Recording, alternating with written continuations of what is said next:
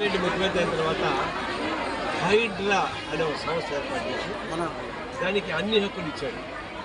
అంటే చెరువులు, గుంటలు, ఎఫ్టీఎల్ పక్కన ఇంకో 100 మీటర్ల దాకా చేస్తానికి కట్టిన వాళ్ళు తీసేయడం చుట్టూ కొన్ని లైట్ మూడో చేయకండి అయిపోయినా చెరువు ఎఫ్టీఎల్లో ఉండేటువంటి కొట్టేయాల్సిందే. ఇంకో చుట్టూ అదే మంచి రావట్లేదు. అట్లాంటి హైడ్రా మీద అనేక పనులు వచ్చేసి ఆయనకి నిలబడ్డాడు. హైడ్రా లాగా ఆంధ్రప్రదేశ్లో కూడా ఏమైనా చేస్తారని అడుగుతున్నారు. ఈయన శిష్యుడే కదా, ఈయన తయారు చేసాడు రేవంత్ రెడ్డి చేసిన దాన్ని ఒక సగం ధైర్యం ఉంటే సంతోషం. ఎఫ్టీఎల్ నిర్ణయించాయి. ఇది ఏమంటారు కానీ చెరువు అదే కాదు ఆ ఇల్లు కూడా ఉంది కదా.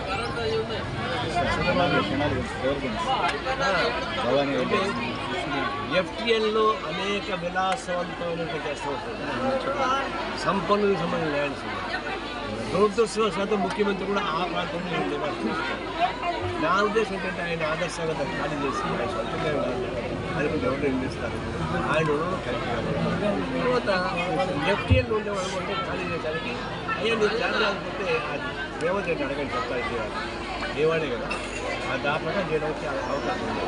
ఇవాళ హైడ్రా మోడల్లో ఆంధ్రప్రదేశ్లో కూడా ఎఫ్టీఎల్ లోపల నుంచి ఎంత విలాసవంతం మిగతా వనరులున్నా తీసేయడం మంచిది. తీయకుండా పోతే నేను కూడా మా ఊళ్ళో ఉంటాం. అది కూడా హైడ్రా మోడల్లో ఇక్కడ కూడా ఆ మోడల్ తయారు చేయడం అవసరం రేవంత్ రెడ్డి గారు ఈ గురువు ఆయన శిష్యుడు వాడు గురువు మీద శిష్యుడు అయిపోయాడు. మీ శిష్యుడి దగ్గర తీసుకోండి నేను సలహాలు ఎవరు ఓకే.